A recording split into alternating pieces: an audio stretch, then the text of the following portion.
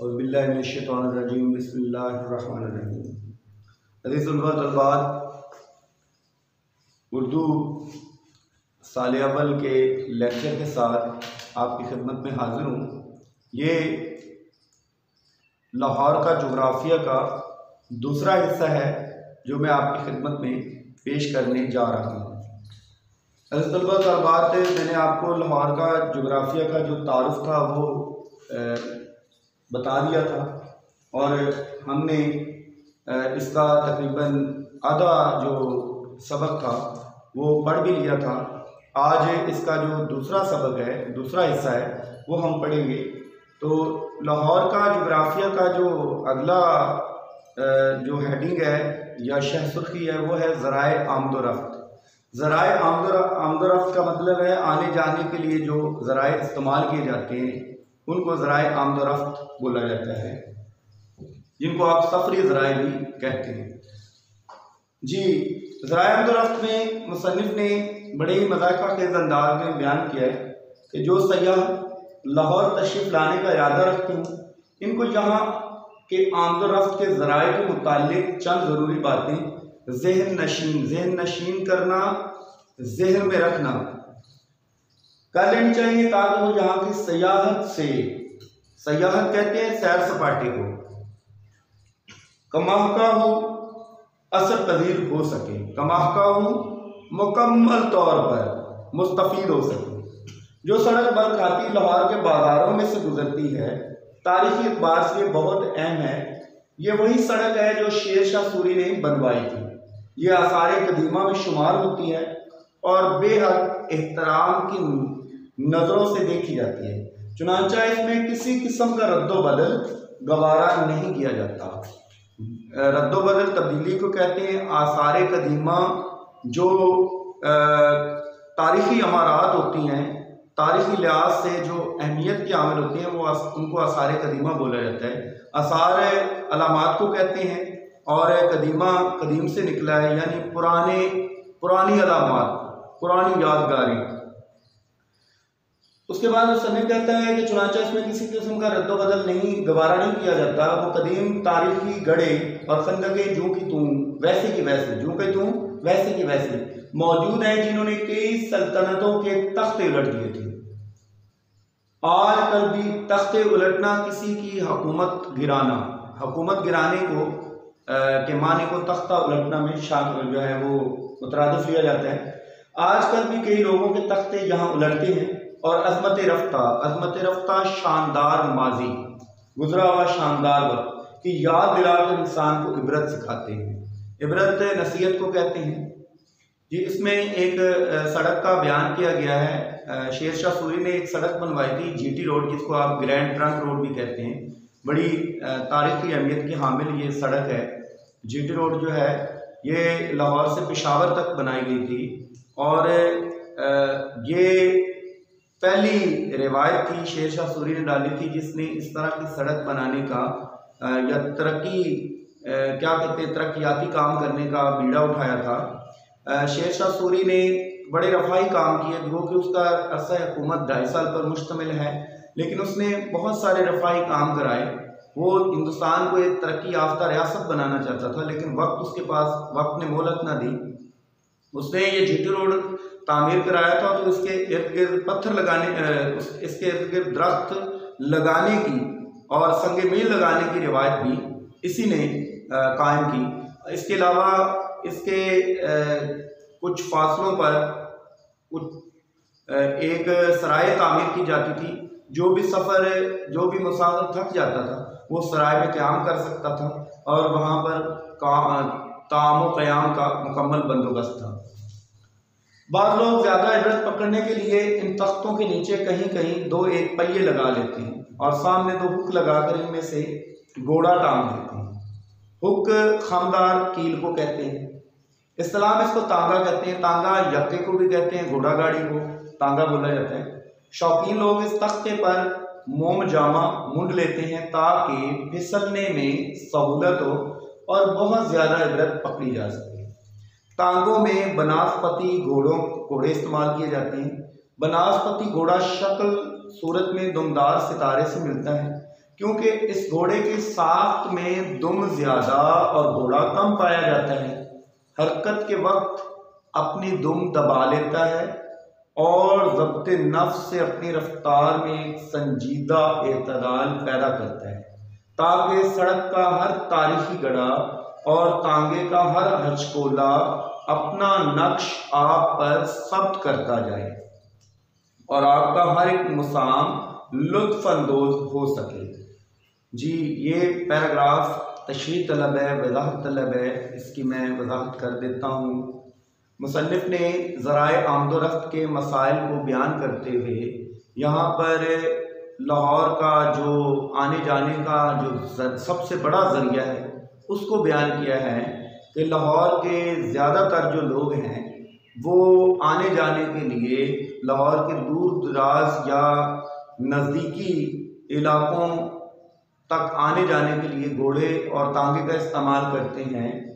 और एक वक्त था जब लाहौर में तांगे बहुत ज़्यादा थे और इसी वजह से लाहौर को तांगों का शहर भी बोला जाता था।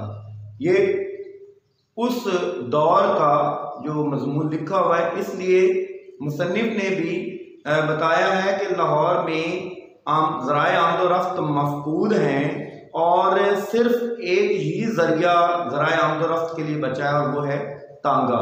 और तांगे में भी जो घोड़े इस्तेमाल किए जाते हैं वो कौन से हैं?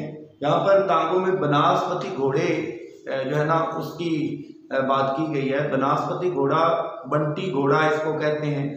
ये एक घोड़े की नस्ल है और ये घोड़े की जसामत से इस घोड़े की जसामत एक आला नस्ल के घोड़े की जसामत से कम होती है और मुसन्निफ़ ने इसलिए इसको बनास्पति घोड़ा जो है वो इसके लिए इस्तिलाह इस्तेमाल की है। अब क्यों ये बनास्पति घोड़े इस्तेमाल किए जाते थे उसकी वजह भी सुन लें। जो कोचवान थे उनका जो ज़रिया आमदनी था वो सिर्फ़ और सिर्फ तांगा ही था। तो तांगे से जो कुछ वो कमाते थे वो कुछ वो खुद पर खर्च करते थे और कुछ वो घोड़े पर खर्च करते थे। लिहाजा एक आला नस्ल के घोड़े की खुराक को पूरा करना ये एक कोचवान के लिए नामुमकिन था। इसलिए जो कोचवान है वो फिर आला नस्ल के घोड़े की बजाय ये बंटी घोड़ों का इस्तेमाल किया करते थे। उसका फ़ायदा ये होता था कि ये बंटी घोड़े जो हैं इनकी खुराक आम थी, यानी ये चारा और घास ही खाते थे, जबकि आला नस्ल के घोड़ों को तरह तरह की अगर खुराक ना दी जाए तो वो कमज़ोर पड़ जाते हैं और इसके अलावा वो कीमतन होते भी महंगे हैं, जबकि बंटी घोड़ा कीमतन होता भी सस्ता था। इसलिए यहाँ पर बनास्पति घोड़े ही इस्तेमाल किए जाते थे। मुसन्निफ़ ने अब उसकी साख्त बयान की कि उसकी जसामत कैसी थी। मुसन्निफ़ ने बताया है कि उसकी जो बनास्पति घोड़ा है वो शक्ल सूरत में दुमदार सितारे से मिलता है। दुमदार सितारा शाब साकिब को कहते हैं। शाब साकिब जो तारा आसमान से टूट कर गिरता है उसको दुमदार सितारा बोला जाता है। आपने अक्सर देखा होगा रात के वक्त एक सितारा ज़मीन पर गिरता है, उसके नीचे एक लंबी सी लकीर बन जाती है, उसको दुमदार सितारा बोला जाता है। क्योंकि वो लकीर जो होती है ना वो दरअसल वो सितारे की नहीं होती, वो उसकी रोशनी होती है जो उसके गिरने पर ज़ाहिर होती है।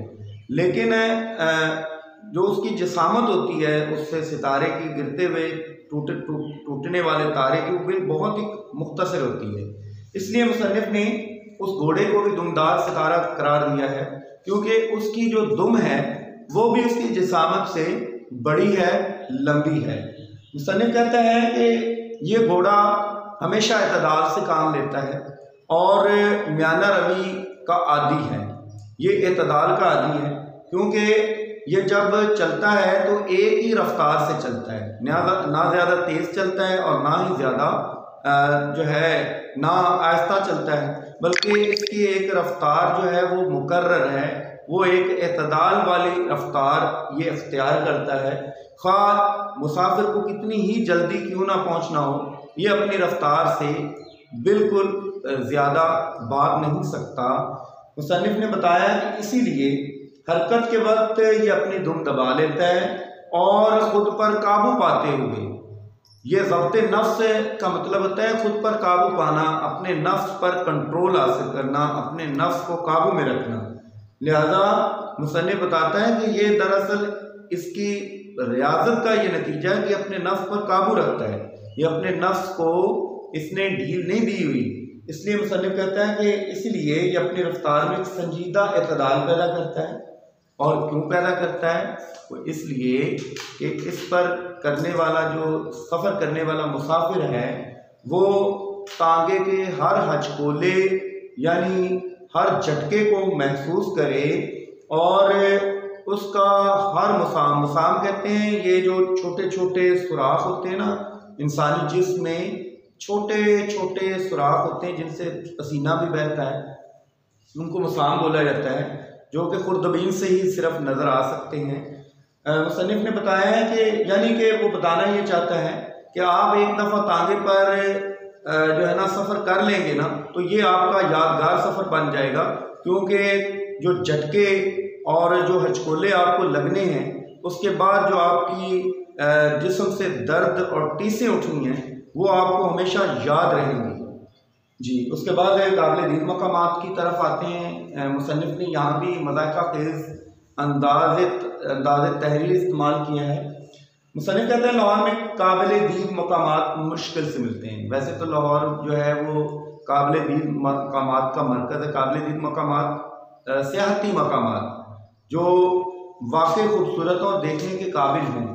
तो लाहौर में कई तारीख़ी इमारतें हैं। मस्जिद वज़ीर खान है, शाही बाग है, शाही किला है, इसके अलावा मीनार पाकिस्तान है और बादशाही मस्जिद है। इसके अलावा लाहौर का चिड़ियाघर भी मशहूर है।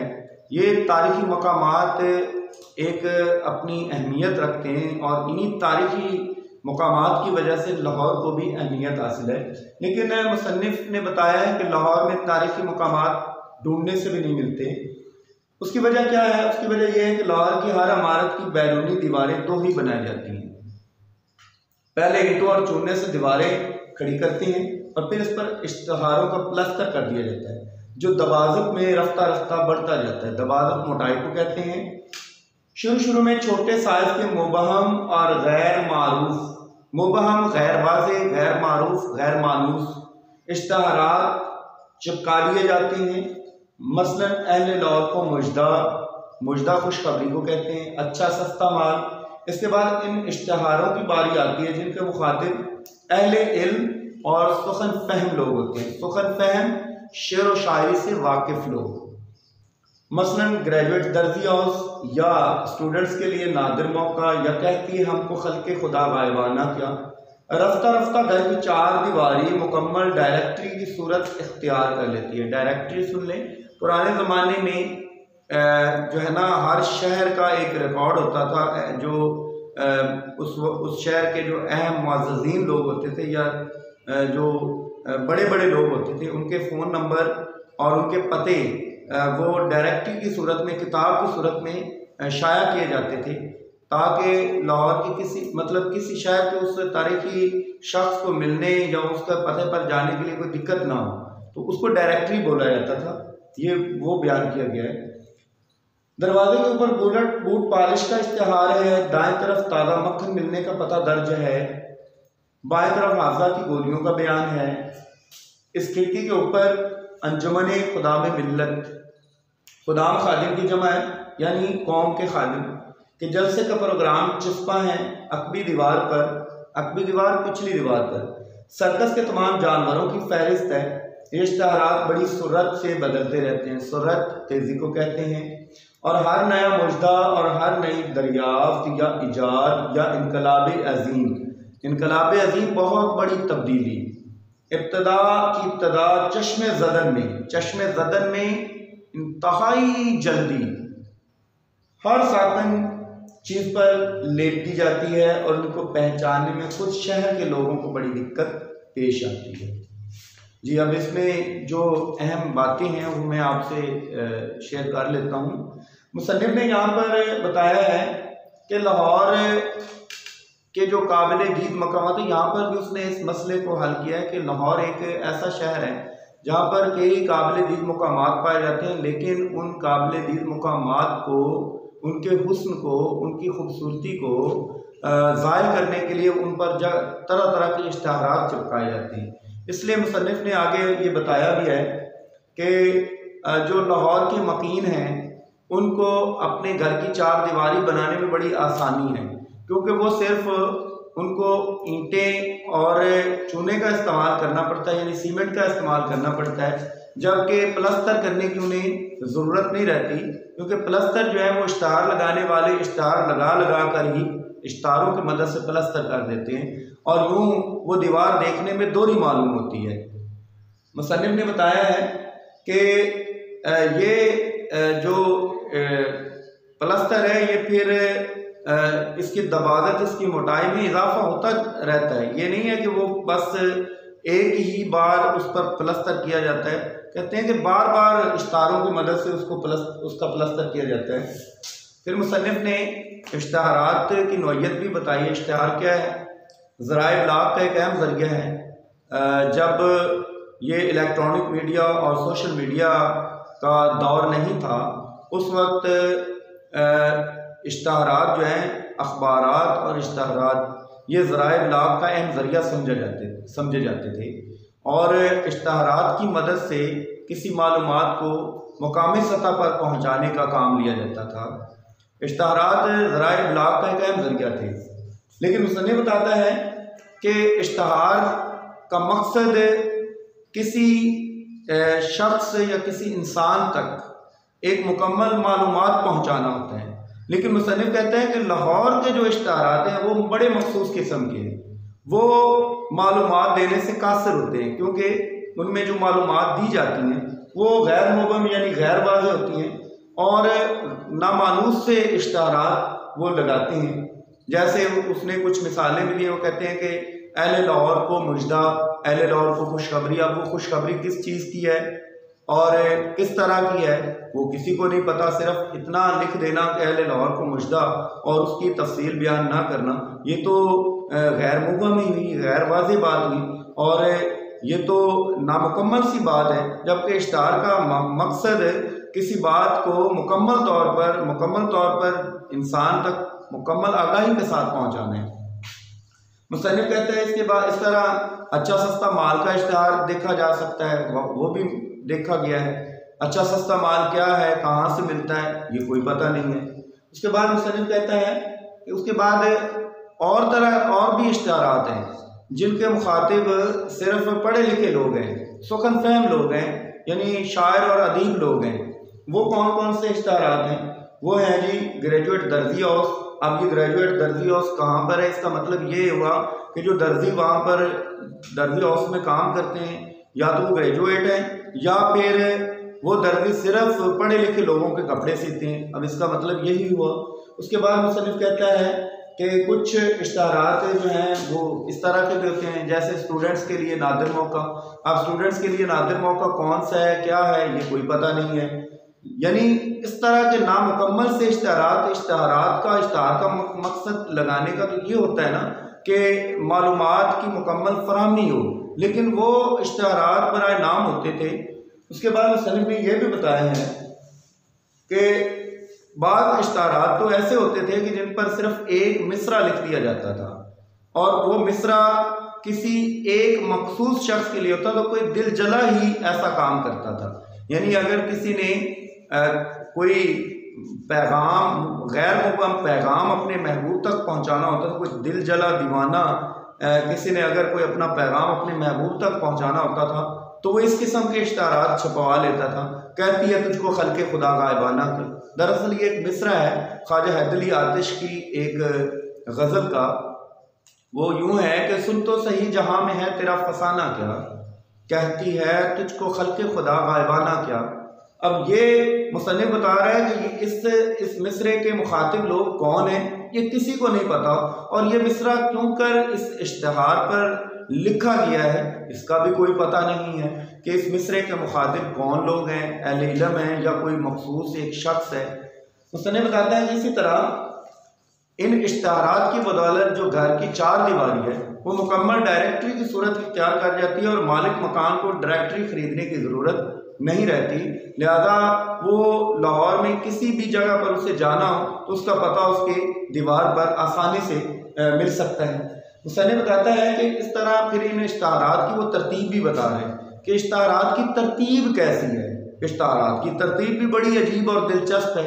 मुसन्निफ़ बताते बड़े मज़ाहिया अंदाज में बयान कर रहे हैं कि आप अगर उनकी तरतीब देखें ना कि इश्तहारात किस तरह से लगे हुए, तो उनको देखकर भी हंसी आती है कि आप दरवाजे के ऊपर देखें तो वहाँ पर बूट पॉलिश का इश्तहार है, लेकिन बूट पॉलिश के इश्तहार के बिल्कुल दाएं तरफ जो पता होगा वो ताज़ा मक्खन के मिलने का लिखा होगा। इसी तरह बाएं तरफ आपको हाफजा की गोलियों का बयान होगा, हाफजा याददाश्त की गोलियां लिखी हुई होंगी, लेकिन उनका पता क्या होगा, उनका पता मफकूद होगा, उनका पता नहीं लिखा होगा।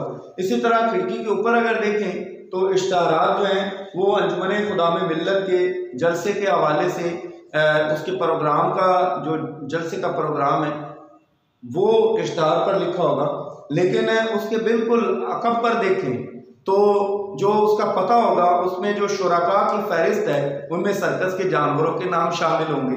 मुसन्निफ़ बताता है कि चूँकि ये इश्तहारात बड़ी तेज़ी से बदलते रहते हैं और शहर में कोई भी अजीम वाक़या पेश आ जाए या कोई इनकलाब बर्पा हो जाए तो वो फ़ौरन पलक झपकते वो इश्तहारात की मदद से अहले लाहौर को बता दिया जाता है। यानी लाहौर जो है वो इश्तहारों की वजह से भी बहुत मशहूर है और इश्तहारात भी ऐसे कि बड़े ही मज़ाक़ खेज़ और बड़े ही मज़ाहिया किस्म के। उसके बाद मुसन्निफ़ ने बताया लेकिन जब लाहौर में दस्तूर राइज हुआ है कि बाज़ इश्तहारी कलमात पुख्ता स्याही से खुद दीवारों पर नक्श कर दिए जाते हैं, ये दिक्कत बहुत हद तक रफ़ा हो गई है। इन दायमी इश्तहारों की बदौलत अब यह खदशा बाकी नहीं रहा कि कोई शख्स अपना या अपने दोस्त का मकान सिर्फ इसलिए भूल जाए पिछली मरतबा वहाँ 4 पानियों का इश्तिहार लगा हुआ था और लौटते वक्त तक अहले लाहौर को ताज़ा और सस्ते जूतों का मुजदा सुनाया जा रहा है। चुनांचा अब वसूख से कहा जा सकता है कि जहाँ बहरफ जली मोहम्मद अली दंदान साज लिखा है वो अखबार इनकलाब का दफ्तर है। खालिस घी की मिठाई इम्तियाज अली ताज साहब का मकान है।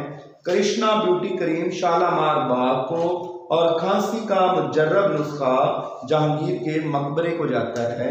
इसमें सबसे पहले तो जो है ना मुश्किल अल्फाज के मानी सुन लें। पुख्ता स्याही पक्की स्याही से नक्श कर दिए जाते हैं, उनको लिख दिया जाता है। दिक्कत मुश्किल को कहते हैं, रफ़ा हो जाना, ख़त्म हो जाना, खदशा डर को कहते हैं। उसके बाद है जी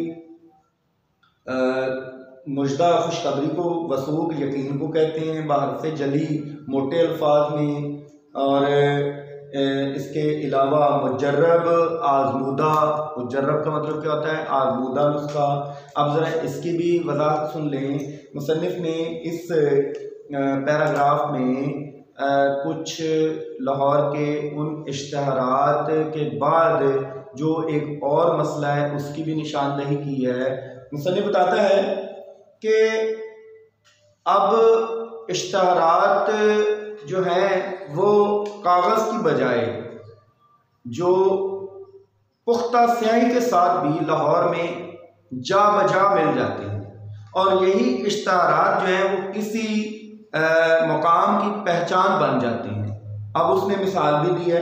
मुसन्निफ़ कहता है कि जब से ये लाहौर में ये दस्तूर असूल को कहते हैं, ये असूल रिवाज पाया, इस असूल को रिवाज दिया गया है कि बार जो इश्तहारी कलिमात हैं यानी जो इश्तहारात हैं उनको पुख्ता स्याही से दीवारों पर लिख दिया जाता है और इस तरह ये मुश्किल बहुत हद तक ख़त्म हो चुकी है।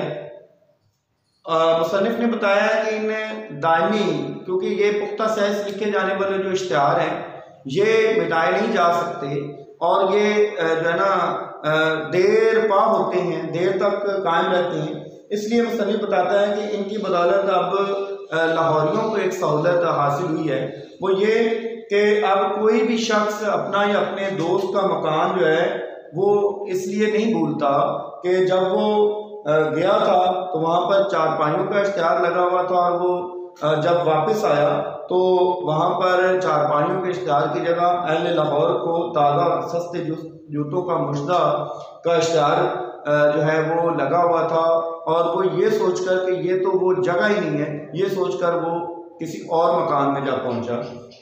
मुसन्निफ कहता है कि आप ज़रा मुकामात को ढूंढने में इन दायमी इश्तिहारों की बदौलत मुकामात ढूंढने में बड़ी आसानी हुई है। वो क्या कि अब जहाँ पर मोटे अल्फाज में मोहम्मद अली दंदान साज लिखा है, वो इश्तिहार दरअसल इनकलाब अखबार के दफ्तर की पहचान है। वो इश्तिहार इनकलाब अखबार का दफ्तर होगा। अगर किसी ने इनकलाब अखबार का दफ्तर देखना है तो वो मोहम्मद अली दंदान साज, जहाँ बड़े बड़े हरूफ में मोहम्मद अली दंदान साज लिखा वही इनकलाब अखबार का दफ्तर है। और जहाँ पर खालिस घी की मिठाई लिखी हुई है वो इम्तियाज़ अली ताज साहब का मकान है। इम्तियाज़ अली ताज किसी तारुफ पे मोहताज नहीं है। ये एक मारूफ ड्रामा निगार, अदीब, अफसाना निगार और नक्कार हैं। इनका मशहूर मारूफ ड्रामा अनारकली, जिससे इन्हें शोहरत दवाम हासिल हुई, और जो ड्रामाई दुनिया में, ड्रामों की दुनिया में एक शाहकार की हैसियत रखता है। उसके बाद मुसन्निफ बता रहा है कि जहाँ पर कृष्णा ब्यूटी क्रीम लिखी हुई है वो शालामार बाग है, और जहाँ पर खांसी का मुजर्रब नुस्खा लिखा हुआ है वो दरअसल जहांगीर का मकबरा है। यानी इन इश्तिहारात की बदौलत अब इन मकामात को ढूंढना आसान हो गया है। सनत व इरफत कहते हैं पेशे और काम को। इश्तिहारों के अलावा लाहौर की सबसे बड़ी सनत रिसाला साजी है और सबसे बड़ी हिरफत अंजुमन साजी है। जी, हर साले का नंबर अमूमन ख़ास नंबर होता है, आम नंबर सिर्फ ख़ास मौक़ों पर शाया किए जाते हैं। लाहौर के हर मुरब्बा इंच में एक अंजुमन मौजूद है। प्रेसिडेंट अलबत्ता थोड़े हैं, इसलिए फ़िलहाल सिर्फ 2-3 असहाब ही ये अहम फ़र्ज़ अदा कर रहे हैं। चूँकि इन अंजुमनों के अगराज़ व मकासद मुख्तलिफ नहीं, इसलिए बसा औक़ात एक ही सदर सुबह किसी मजहबी कॉन्फ्रेंस का इफ्तिताह करता है और शाम को किसी क्रिकेट टीम के डिनर में शामिल होता है। इससे उनका मुत्मई नज़र वसी रहता है।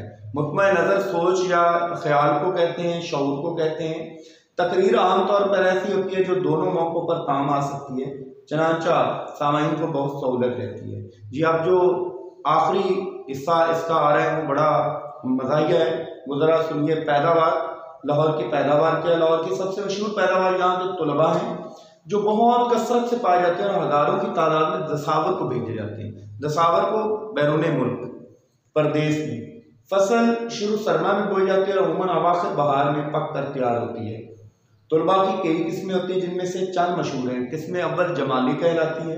ये तलबा आमतौर पर पहले दर्जियों के यहाँ तैयार होते हैं, बाद अगर धोबी और फिर नाई के पास भेजे जाते हैं, और इस अमल के बाद किसी रेस्तोरान में इनकी नुमाइश की जाती है।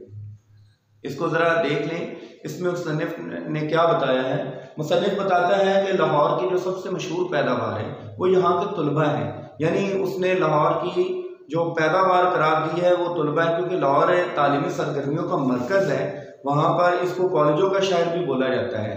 यहाँ पर पंजाब यूनिवर्सिटी, जामिया पंजाब और इसके अलावा और ज़्यादा जो निजी यूनिवर्सिटी हैं वो भी कायम है और कॉलेजेस भी बेशुमार पाए जाते हैं। ये तालीमी सरगर्मियों का एक बहुत बड़ा मरकज़ है। मुसन्निफ ने बताया है कि यहाँ पर तलबा की कई किस्में हैं। ये यहाँ से पता चलता है कि मुसन्निफ जो है वो तलबा की नफ्सियात से किस कदर गहरा इदराक रखते थे। मुसन्निफ खुद एक प्रोफेसर थे, अंग्रेज़ी के प्रोफेसर रहे। ओरिएंटल कॉलेज लाहौर में वो अंग्रेज़ी प्रोफेसर के तौर पर फ़राइज़ सर अंजाम देते रहे।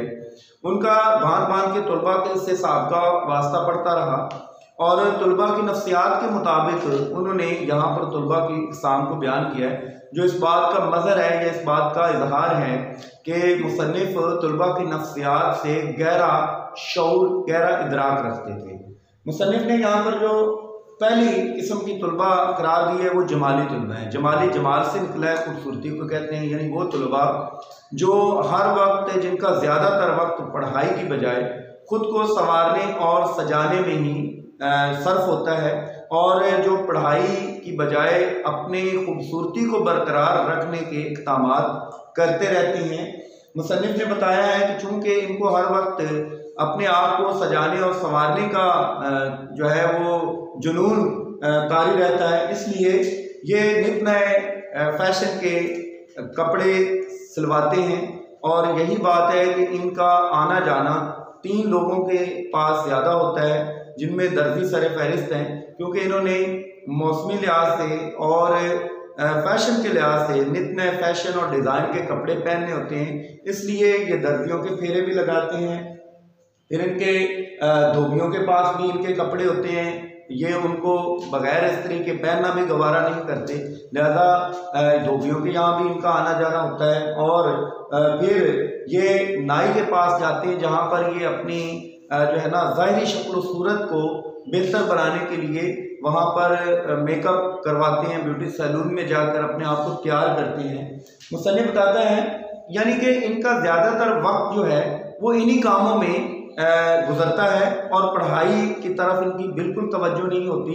सिर्फ ये अपनी खूबसूरती जाहिर करने के लिए, खूबसूरती दिखाने के लिए, अपनी नुमाइश करने के लिए कॉलेज में तशरीफ़ लाते हैं, क्योंकि ये अपनी खूबसूरती को कायम रखना जानते हैं, इसलिए इनको जमाली तलबा कहा गया है। मुसन्निफ़ बताता है कि जब ये पूरी तरह से तैयार हो जाते हैं तो फिर अपनी नुमाइश के लिए ये कॉलेज की बजाय ये फिर किसी बड़े रेस्टोरेंट या रेस्तरान में जाकर वहाँ पर मुख्तलिफ़ किस्म की तकरीबात का इनाकाद किया जाता है, जहाँ पर ये अपनी नुमाइश करते हैं और अपनी खूबसूरती का इज़हार सबके सामने करते हैं।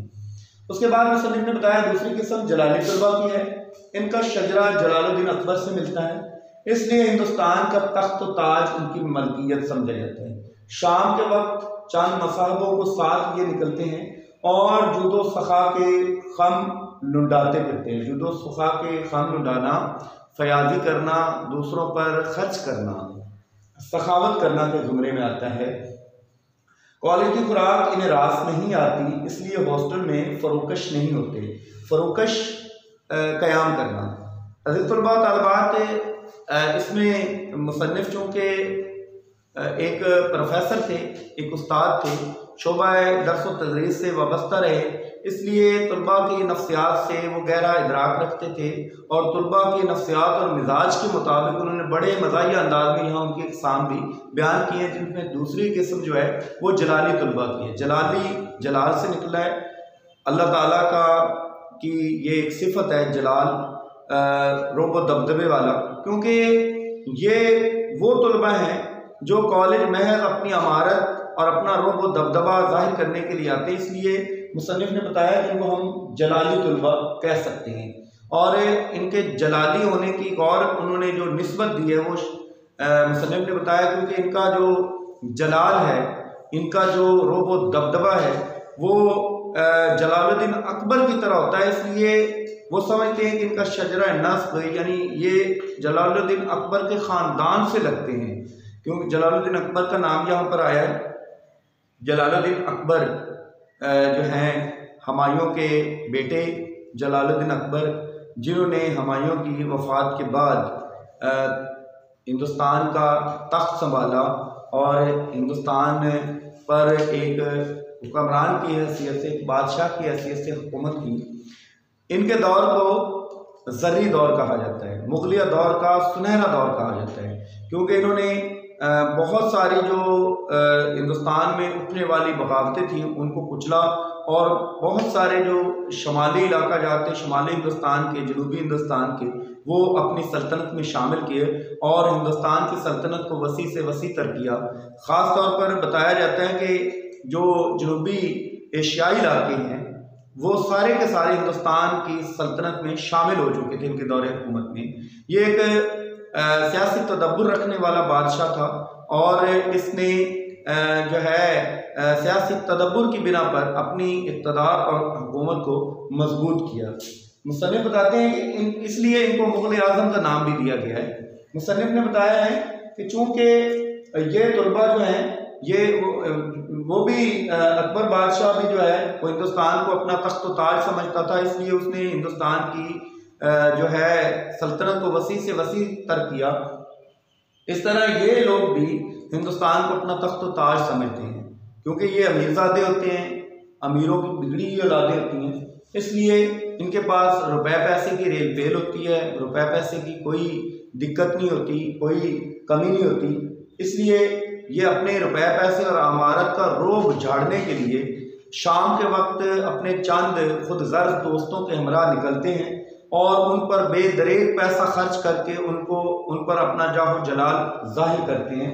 मुसन्निफ बताता है कि ये लोग खुश खुराक होते हैं, लेकिन कॉलेज में चूँकि आम तलबा के लिए जो खुराक बनती है वो इनकी मिजाज के मुताबिक नहीं होती, इसलिए ये कॉलेज में रहने की बजाय ये कॉलेज के हॉस्टल में रहने की बजाय अपने घरों में रहना पसंद करते हैं या किसी बड़े होटल में जाकर ये ठहरते हैं। तीसरी किस्म ख्याली तलबा की है। यह अक्सर रूह, अखलाक और आवागोन और जमहूरियत पर बावाज़ बुलंद तबादला ख्यालात करते पाए जाते हैं और अफरीनिश और नफ्सियात के मुतालिक नए नए नजरिए पेश करते रहते हैं। सेहत जिस्मानी को अर्तका इंसानी के लिए ज़रूरी समझते हैं, इसलिए अलसबह 5-6 डंड पेलते हैं और शाम को हॉस्टल की छत पर गहरे सांस लेते हैं। गाते ज़रूर हैं लेकिन अक्सर बेसुरे होते हैं। मुसन्निफ ने यहाँ पर तीसरी किस्म के तलबा को बड़े मज़ाहिया अंदाज में बयान किया है। मुसन्निफ तलबा के मिजाज से गहरी वाक़फियत रखते थे और उनकी नफ्सियात का गहरा इदराक रखते थे, इसलिए तलबा की नफ्सियात के मुताबिक यहाँ उनकी इक़साम को बयान किया गया है। मुसन्निफ ने तीसरी किस्म के तलबा जो बताए हैं वो ख्याली तलबा हैं। ख्याली तलबा कौन होते हैं? वो तलबा जो ख्यालात की दुनिया में हमेशा रहते हैं, जो हवाई किले तामीर करते हैं और हमेशा मफरूज़ों पर मुश्तमिल बातें करते हैं जिनका हकीकत से कोई ताल्लुक़ नहीं होता, लेकिन वो इस तरह की बातें करके खुद को खुश करते रहते हैं और समझते हैं कि वो कोई बहुत बड़ा काम सर अंजाम दे रहते हैं।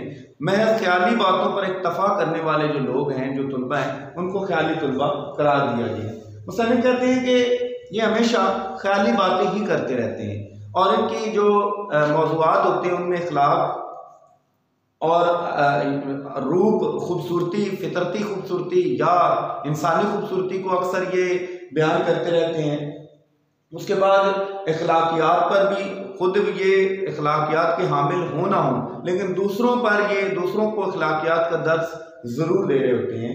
उसके अलावा आवागुन नज़रिया तनासुब कहते हैं, हिंदुओं का एक मखसूस नज़रिया है, इसको आवागुन का नज़रिया बोला जाता है। हिंदू नज़रिए के मुताबिक इंसान अगर अपने पहले जन्म, इंसान के 7 जन्म में, हिंदू नज़रिए के मुताबिक, हमारा नज़रिया नहीं है, इस्लाम का नज़रिया ये है कि इस्लाम में एक मरतबा ही ज़िंदगी इंसान को मिलती है और मौत के बाद उसको क़यामत के दिन दोबारा उठाया जाएगा। लेकिन हिंदू अक़ीदे के मुताबिक इंसान के 7 जन्म होते हैं।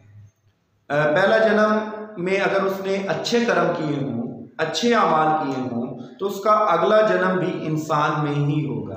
लेकिन अगर वो पहले जन्म में अच्छे अमल नहीं करता, अच्छे अमाल सर अंजाम नहीं देता, तो फिर उसके अमाल के मुताबिक उसका अगला जन्म किसी जानवर की सूरत में होगा और उस वक्त तक उसका जन्म होता रहेगा जब तक वो फिर इंसानी सूरत में पैदा नहीं होता। इसको नज़रिया तनासुक या इसको आवागुन का नज़रिया बोला जाता है। मुसन्निफ ने बताया है कि ये जमहूरियत पसंद भी हैं, ये लोग जमहूरियत पर भी अपने ख्यालात का इजहार कर रहे होते हैं और इसके अलावा दुनिया के आगाज़ और नफ्सियात के मुतालिक भी अपनी अपनी राय दे रहे होते हैं। मुसन्निफ कहता है कि ये लोग जिस्मानी सेहत को जो है वो अर्तकाए इंसानी यानी इंसानी तरक्की के लिए अहम समझते हैं, इसलिए अपनी सेहत का ख़ास ख्याल रखते हैं और सेहत को बरकरार रखने के लिए ये मुख्तलिफ़ किस्म की वर्जिशें करते रहते हैं। मुसन्निफ ने बताया है कि ये जब इनको सुबह के वक्त देखा जाए तो ये सुबह सवेरे जो है वो डंड पेल रहे होते हैं। ये डंड पेलना एक जिस्मानी मुशक्क़त है, एक जिस्मानी वर्जिश है। मुसन्निफ कहते हैं कि और शाम को जब इनको देखा जाए तो ये हॉस्टल की छत पर जाकर गहरे गहरे सांस ले रहे होते हैं, जिनको उर्फ़ आम में आप योगा कहते हैं।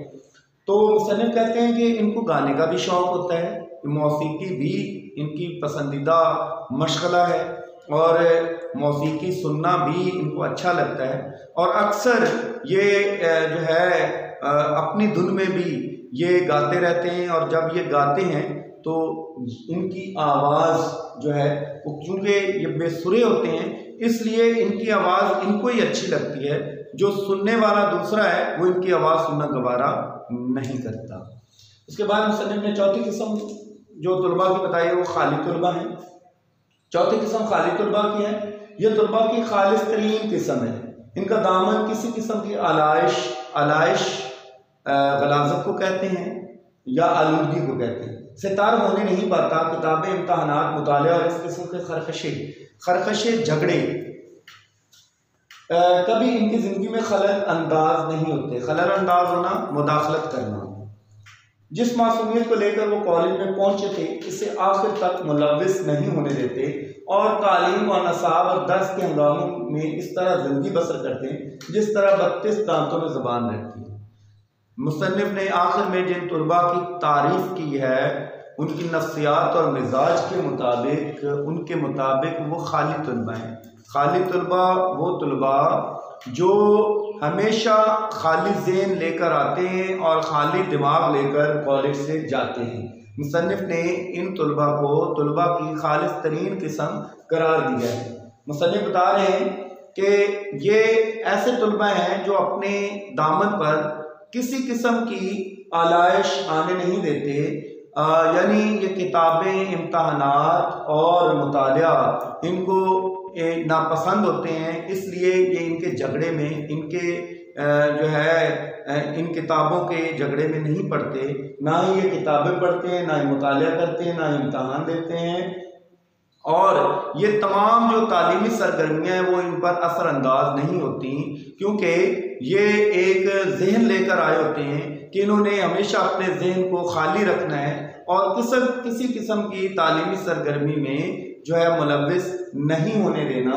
लिहाजा मुसन्निफ कहते हैं कि ये जिस मासूमियत को लेकर, यानी जिस सादगी से ये कॉलेज में आते हैं, 2 साल पढ़ने के बाद इनकी सादगी उसी तरह बरकरार रखती है और जितना इल्म 2 साल पहले इन्होंने हासिल किया था उतना ही इल्म लेकर ये कॉलेज से जाते हैं। मुसन्निफ ने बताया है कि ये तालीम और नसाब के हंगामों में इस तरह ज़िंदगी बसर करते हैं जिस तरह 32 दांतों में ज़बान महफूज रहती है, यानी कॉलेज की सरगर्मियाँ और निसाब की सरगर्मियाँ इन पर किसी सूरत असरअंदाज नहीं होने पाती। आखिर में मुसन्निफ ने तबाही हालात लिखे हैं और तबाही हालात में वो लिखते हैं कि लाहौर के तबाही हालात ये हैं कि ये लाहौर के लोग जो हैं इन मसाइल के, जो मसाइल इतने ज़्यादा मसाइल होने के बावजूद भी वो खुश हैं, इसलिए लाहौर को ज़िंदा दिलाने लाहौर करार दिया गया है। बच्चे अब इसमें जो MCQs हैं वो ज़रा ज़हन नशीन कर लें, उनको आप अंडरलाइन करते जाएं। पेज नंबर 51 पर है पहले पैराग्राफ में कि लाहौर को दरियाफ्त हुए कितना अरसा गुजर चुका है, तो बहुत अरसा गुजर चुका है। उसके बाद लाहौर को बुजुर्ग किस तरह से बयान करते हैं कि लाहौर लाहौर ही है। उसके बाद जी लाहौर किस सूबे में वाक़ है? पंजाब में वाक़ है। और पंजाब में अब 5 दरियाओं के बजाय कितने दरिया बहते हैं? 4.5 दरिया बहते हैं। और जो निस्फ दरिया बहने के काबिल नहीं रहा उसको इस्तिलाह में क्या कहते हैं? रावी ज़ईफ़ कहते हैं। उसके बाद है जी लाहौर तक पहुंचने के कितने रास्ते हैं? लाहौर तक पहुंचने के कई रास्ते हैं। उसके बाद अगला MCQ है कि अहले गज़नवी या गौरी किन का तखल्लुस है? गज़नवी या गौरी अहले सैफ का तखल्लुस है। और उसके बाद है जी माहिरीन के अंदाजे के मुताबिक 10-20 साल के अंदर अंदर लाहौर कि क्या हैसियत इख्तियार कर जाएगा, सूबे की हैसियत इख्तियार कर जाएगा। जी पेज नंबर 52 पर आ जाए। इसमें जो MCQs हैं उसमें पेज नंबर पैराग्राफ नंबर 2 है, पैराग्राफ नंबर 2 पर बदकिस्मती से कमेटी के पास किस चीज़ की किल्लत थी? हवा की किल्लत थी। उसके बाद है जी बाम रसानी आपके लिए जी कौन सी स्कीम अरसस कमेटी की जरूर गौर है? बाम रसानी आग की। और ये स्कीम किस बादशाह के वक्त से चली आती है? निज़ाम सक्के के वक्त से। उसके बाद है जी ज़राए आमदोरफ्त की तरफ आए। इसमें जो हाँ जी जो बाल खाती हुई सड़क लाहौर के बाजारों में से गुजरती है, ये किसने बनवाई थी? शेर शाह सूरी ने बनवाई थी। पेज नंबर 53 पर आ जाए। तांगों में कौन से घोड़े इस्तेमाल किए जाते हैं? बनास्पति घोड़े इस्तेमाल किए जाते हैं। उसके बाद है काबिले दीद मकामात की तरफ आए तो इसमें जो सबसे पहला MCQ बनेगा वो ये है कि लाहौर में काबिले दीद मकामात कैसे मिलते हैं? मुश्किल से मिलते हैं। हाँ जी जहाँ पर बहरफ जली मोहम्मद अली दंदान साहब लिखा हुआ है वो कौन सा मकाम है? अखबार इनकलाब का दफ्तर है। और खालिस घी की मिठाई जहाँ पर लिखी है वो किसका मकान है? इम्तियाज अली ताज साहब का। जो है इश्तारों के अलावा लाहौर की सबसे बड़ी सनत क्या है? रिसाला साजी। पेज नंबर 54 पर आ जाए। पेज नंबर 54 पर लाहौर की सबसे मशहूर पैदावार कौन सी है? यहाँ के तुलबा। और तुलबा की कितनी इकसाम है? कई इकसाम है, लेकिन मशहूर कितनी है? 4। किस्में अव्वल कौन सी किस्म है? जमाली की। किस्में दूसरी किस्म जलाली। और जलाली तुलबा का शजरा नस्ब किससे मिलता है? जलालुद्दीन अकबर से मिलता है। तीसरी किस्म किन तुलबा की है? ख्याली तुलबा की। उसके बाद चौथी किस्म के तुलबा कौन है? खाली तुलबा। और लाहौर के लोग किस किस्म के हैं? खुश तबा है। जी अजीज तुलबा व तालिबात, आपका लाहौर का जोग्राफिया जो सबक है ये अपने अख्ताम को पहुंचा। इसमें जितनी भी मालूमात थी या वजाहत तलब बातें थी वो मैंने आपके गोशगुजार कर दी हैं। इंशाअल्लाह एक और लेक्चर के साथ, उर्दू के एक और लेक्चर के साथ दोबारा हाजिर होंगे। इजाज़त दीजिए। अल्लाह ताला आपको अपने हिफ्ज़-ओ-अमान में रखे। मेरे लिए भी दुआ कीजिएगा। अल्लाह हाफिज़।